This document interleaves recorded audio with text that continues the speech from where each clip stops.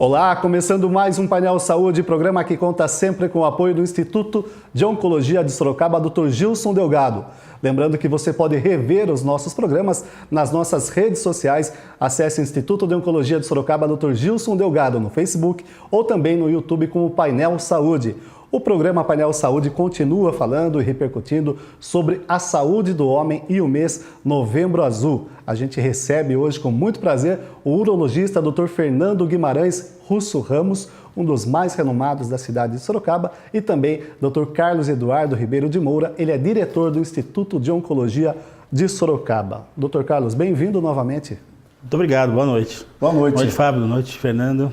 Boa noite, Fábio, boa noite, Carlos, é um prazer estar aqui com vocês. Doutor, obrigado pela sua presença. Obrigado.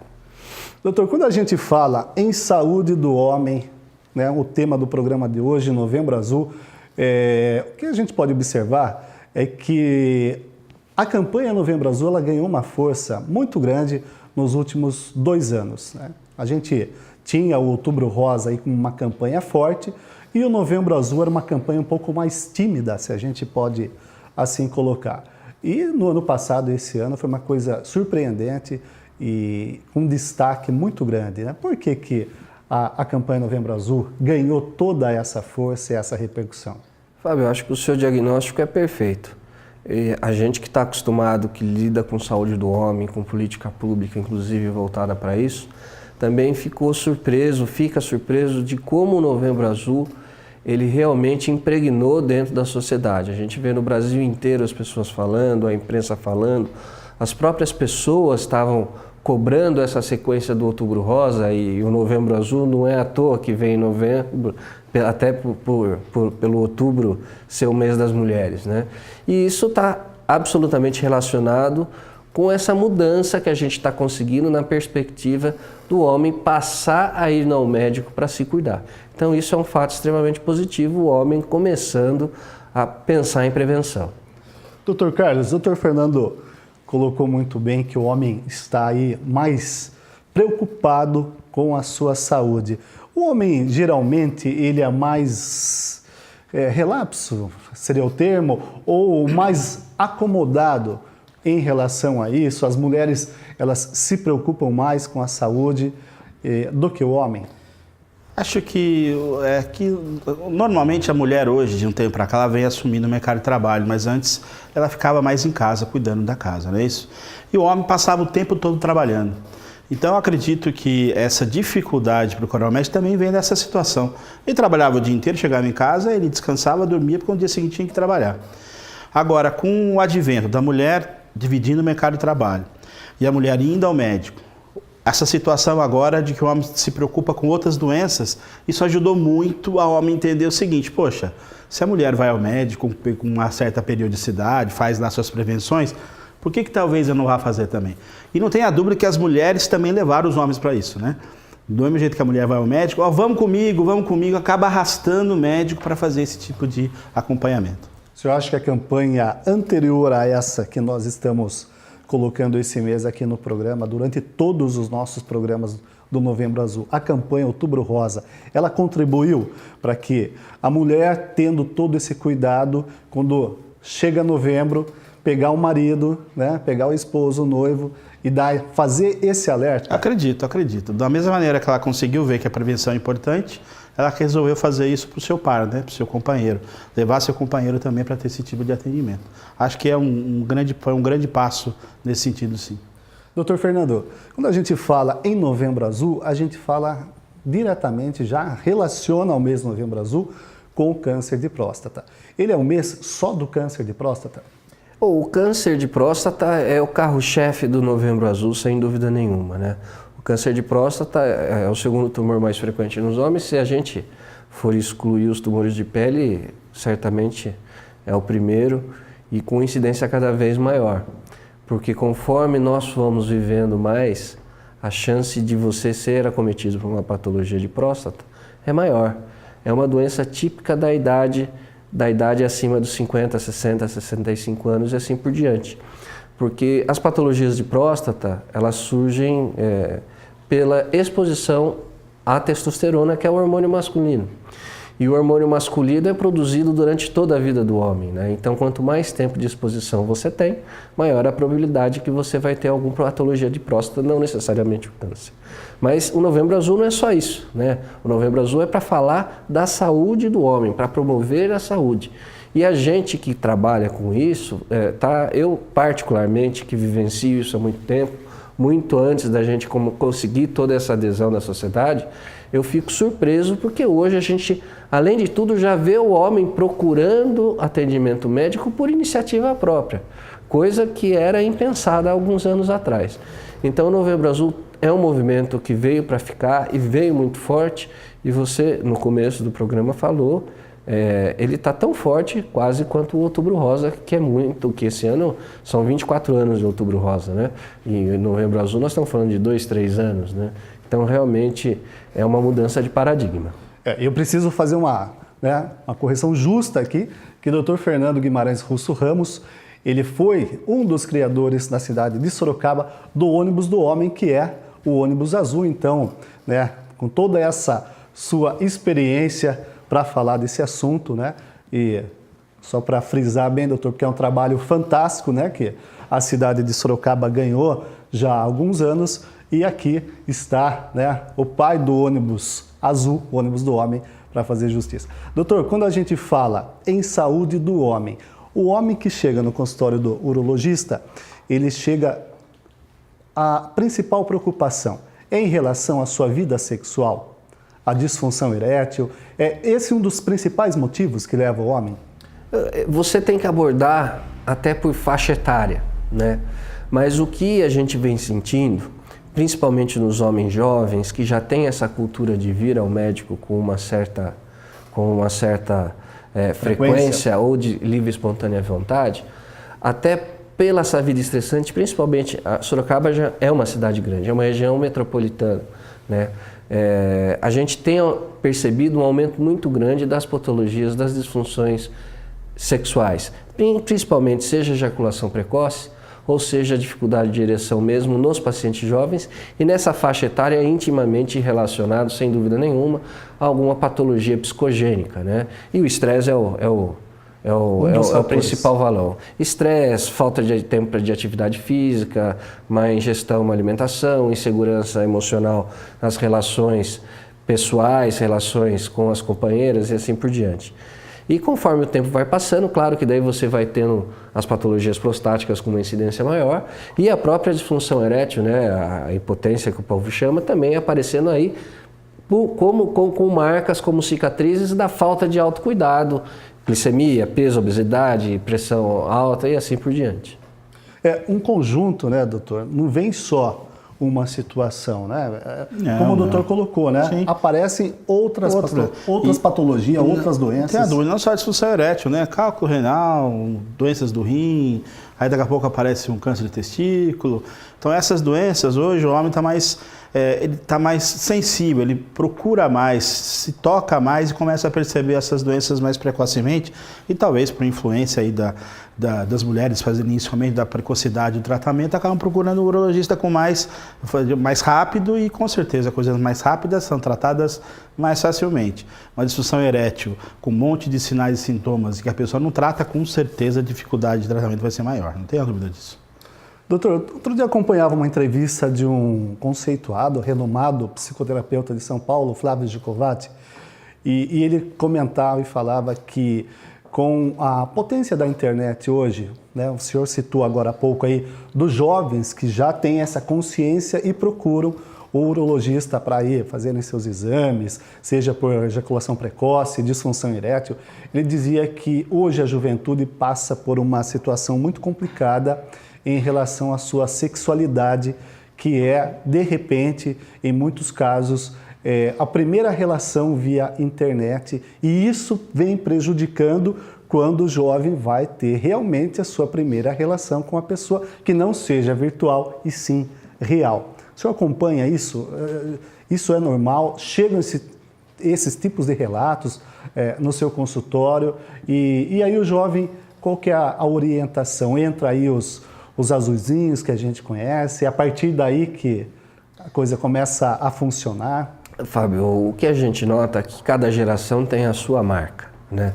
Hoje nós temos uma geração que as redes sociais, a informação, ela é muito rápida, ela é muito ampla e você tem acesso a muitas informações que eventualmente você não tem a capacidade de estar enxergando aquilo, entendendo aquilo e filtrando sem ter algum tipo de prejuízo, né? Essa geração que é tudo ao mesmo tempo agora, passou a ter dificuldade para uma coisa muito simples, que são as relações interpessoais, né? O que você falou, como é que você pode ter uma relação que surge pela internet, uma relação virtual, que está sendo um computador, o outro no computador, no celular, seja como for, você faz todo um preâmbulo, todo um início de conversa e quando vai se encontrar, já teoricamente já é encontrar até para ter uma relação sexual. É evidente que isso vai acarretar uma série de prejuízos. Não se paga a conta, né? Para tudo que é bom, tem também a parte boa. Se a internet, se a informação, se a livre comunicação e acesso a vários tipos de mídia promove muita coisa de bom, de ruim, ela deixa o legado dessa dificuldade de relação e de se tocar, de se conversar, de diminuir a ansiedade e assim por diante. Tá certo. Daqui a pouquinho a gente volta a falar sobre esse assunto. O Painel Saúde dessa semana fala sobre Novembro Azul, é o tema do nosso programa. Se você tem alguma dúvida, lembrando que o nosso e-mail está aí aparecendo na tela e sempre à sua disposição. painelsaude@gmail.com. É um breve intervalo, voltamos já já.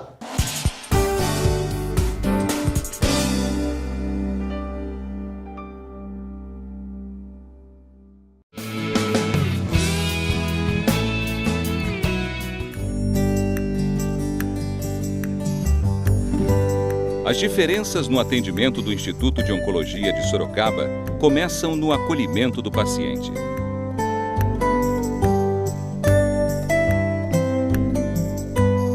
O corpo clínico do IOS é formado por uma equipe experiente com diferentes especialidades. São profissionais que completam a filosofia do atendimento de saúde integrada. A medicina integrativa busca o atendimento integral do paciente. O paciente oncológico deve receber atendimento de diversas especialidades médicas e diversas especialidades não médicas. Assim, nós oferecemos tratamentos em médicos, dentistas, nutricionistas e psicólogos capazes de atender o paciente na sua forma mais integral e oferecer a melhor qualidade de vida possível para a sua atenção. Um dos caminhos mais eficientes no tratamento do câncer passa pela quimioterapia, a interação medicamentosa que consegue acabar com as células da doença. O Instituto de Oncologia tem uma unidade exclusiva para o serviço quimioterápico.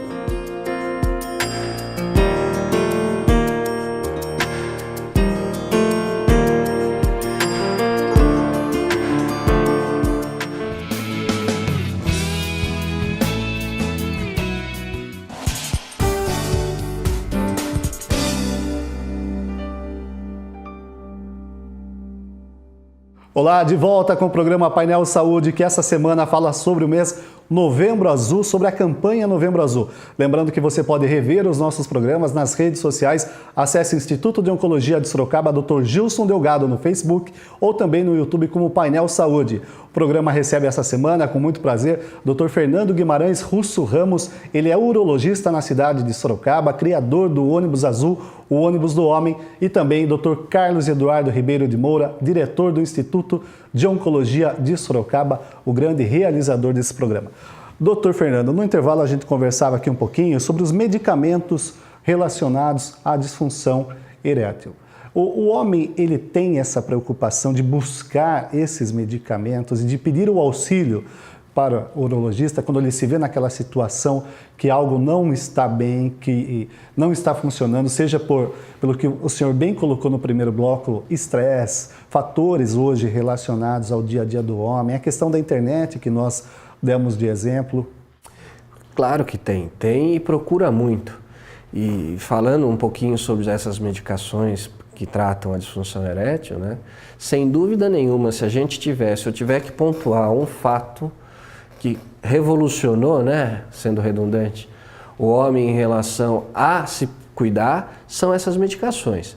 Sem dúvida nenhuma, no final da década de 90, começo dos anos 2000, quando apareceu a primeira medicação e depois vieram outras medicações também eficientes, isso foi um marco muito preciso, onde o homem percebeu que ele tinha uma vida sexual que não estava satisfatória e ele se fechava para o convívio em sociedade, em família e para outros assuntos, porque falar de saúde era uma coisa muito difícil, né? Porque ele amargurava uma coisa que praticamente só ele e a esposa sabiam, né? E simplesmente com um simples comprimido você passa a ter a resolução de 80% a 90% dos casos. Isso fez com que muitos homens saíssem dessa casinha, né? Saíssem de dentro da caverna interior que eles estavam ocupando e passassem a se procurar, passassem a procurar auxílio médico, né? E com isso outras coisas muito importantes vieram junto, né? Então hoje, sem dúvida nenhuma, continua sendo um dos fatores que mais levam os homens ao consultório do urologista. Doutor Carlos, isso foi uma quebra de tabu, né? A gente sempre frisa aqui, relacionado a tumores de próstata, a questão do toque retal, né, que só o PSA, e nós já tivemos programas na semana passada dentro do tema Saúde do Homem, do mês Novembro Azul, falando sobre isso. Foi quebra de tabu também, porque para o homem chegar, né, no consultório do urologista e relatar todo esse problema, né, de problema a dois ali, né, de impotência sexual, é complicado para o homem, né? Mas foi um avanço também, né? Mas quando o ônibus azul começou, havia-se uma dúvida, será que vai ter grande movimento? E não é que teve um movimento enorme já no começo, quer dizer, o ônibus começou a passar pela cidade, as pessoas começaram a procurar, os homens começaram a procurar. E hoje a gente às vezes brinca, faz piadas com toque retal, mas todo mundo dá risada, mas todo mundo vai. Antes as pessoas não queriam comentar muito, mas hoje se comenta, faz essas brincadeiras habituais, obviamente, mas os pacientes têm procurado o urologista para fazer esse acompanhamento e não tem nenhum tipo mais, não vejo mais essa vergonha de que fiz o toque ou não. As pessoas hoje são muito mais tranquilas relacionadas a isso. Não vejo mais esse tabu como era o que se esperava. Acho que a gente tinha um preconceito sobre esse tabu, na verdade. Acho que ele não era tão grande, a gente que colocava essa situação. Era mais imaginário do que real. Doutor Fernando, quero insistir um pouquinho ainda nesse assunto das medicações, né? Elas têm contraindicações, a gente ouve muita coisa em torno desses comprimidos em relação a taquicardia, a problema cardíaco, né? Cuidado que você pode ter um infarto, né? São comentários sempre que surgem em rodas de amigos, familiares, quando o assunto são medicamentos relacionados ao homem. Isso é real? Ele tem que tomar esse cuidado? Isso acontece mesmo ou não é bem por aí? Olha, Fábio, é uma oportunidade muito boa que você está dando para alguns esclarecimentos. Hoje a gente essas drogas já estão há 17 anos no mercado, né? Então 17 anos já é tempo suficiente para você ter o efeito dessa medicação a longo prazo na saúde dos homens. Então eu acho que cada ano que passa e cada pesquisa que se faz e se documenta, essas drogas elas vieram para ficar e para ser cada vez mais usadas pela população masculina em especial. Porque primeiro que é uma droga extremamente segura, né? A única contraindicação ela se dá para homens que tenham graves problemas coronarianos já diagnosticado e que fazem uso de uma medicação à base de sustrato, né, que são vasodilatadores coronarianos, porque as medicações também são vasodilatadores periféricas e o acúmulo de 2 vasodilatadores em pacientes com doença coronariana sabidamente diagnosticada, essa somatória pode diminuir muito a perfusão de sangue na coronária e isso levar a infarto. Mas essas drogas, elas só trazem benefício. Tanto que as medicações já estão sendo utilizadas também para tratar patologias de grau leve de bexiga e de próstata, né? Então, o benefício da droga não é só na ereção, é no relaxamento vésico-prostático, melhorando a micção, controlando sintomas iniciais de patologia prostática benigna e efeito maléfico nenhum, no sentido de causar dependência, de causar qualquer tipo de agravo que não justifique o uso delas, né? E em relação à idade, doutor, ela tem uma idade a partir, né, ou não? Ela não tem um limite a de medicação? idade? Ela, por exemplo, se o jovem, constatado que o jovem precisa, ele também pode fazer uso.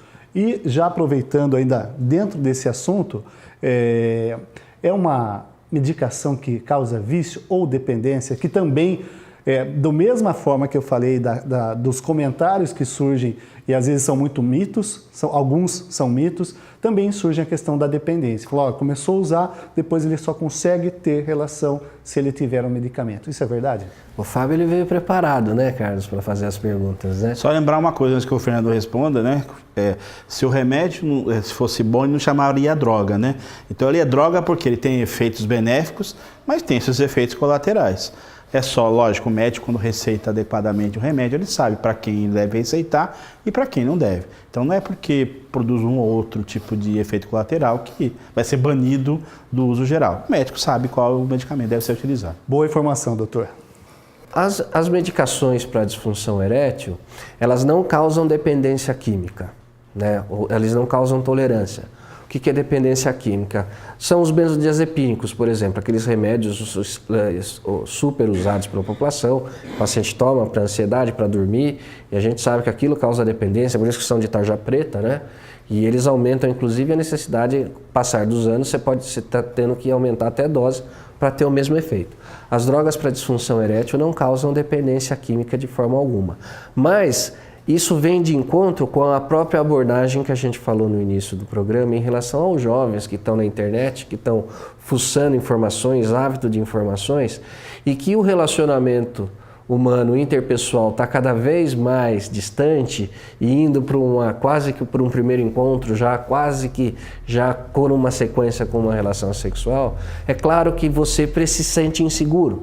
Se você é muito seguro na frente de um computador ou num celular, você pode não ter o mesmo desempenho pessoalmente, cara a cara. Da relação exatamente. Real, né, doutor? E daí você tem sim uma população jovem que faz uso da medicação para tirar aquele estigma, tirar aquele medo de ter um desempenho adequado. E essa dependência psicológica, é claro que existe, porque você se sente mais seguro.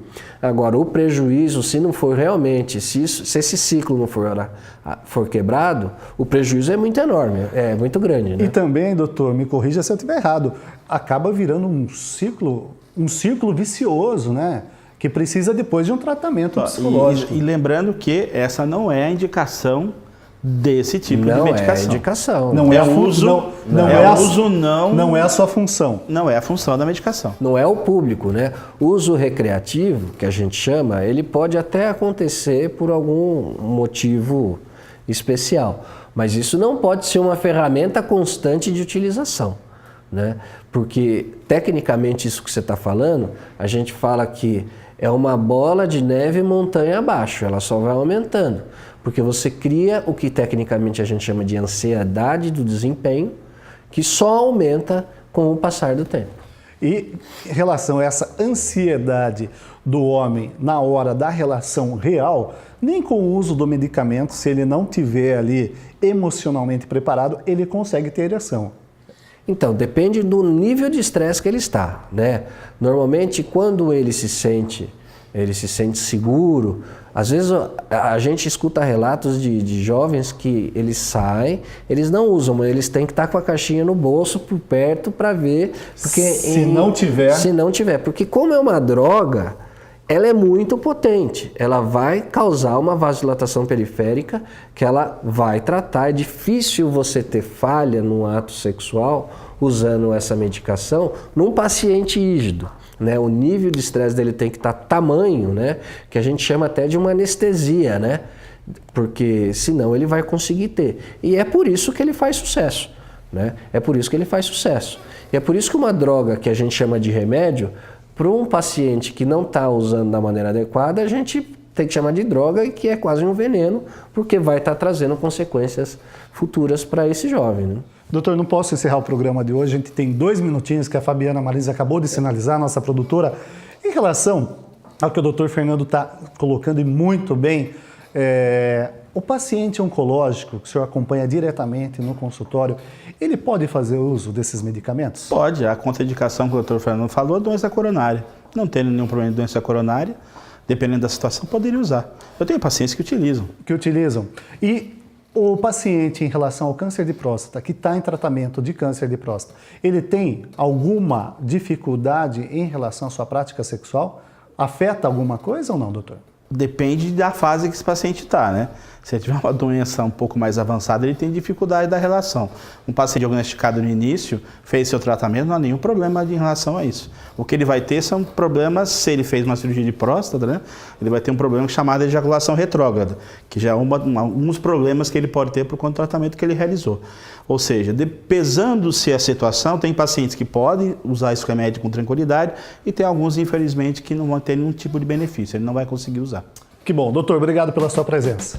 Muito obrigado, boa noite. Doutor, obrigado. Obrigado, Fábio. Foi um prazer e agradeço. Sempre bom recebê-lo. Agradeço o convite e estarei sempre presente. Que bom. Nós conversamos com o Dr. Fernando Guimarães Russo Ramos, urologista da cidade de Sorocaba, e Dr. Carlos Eduardo Ribeiro de Moura, diretor do Instituto de Oncologia de Sorocaba, e o tema foi Novembro Azul. Se você ficou com alguma dúvida, nosso e-mail está sempre à sua disposição, painelsaude@gmail.com. A realização do Painel Saúde é sempre do Instituto de Oncologia de Sorocaba, Dr. Gilson Delgado. Um grande abraço e até o próximo programa.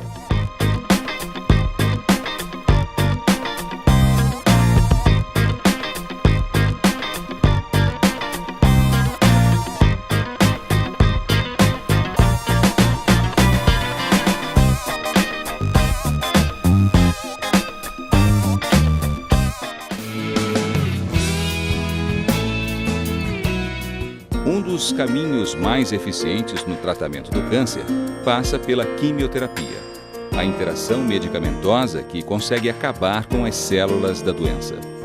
O Instituto de Oncologia tem uma unidade exclusiva para o serviço quimioterápico.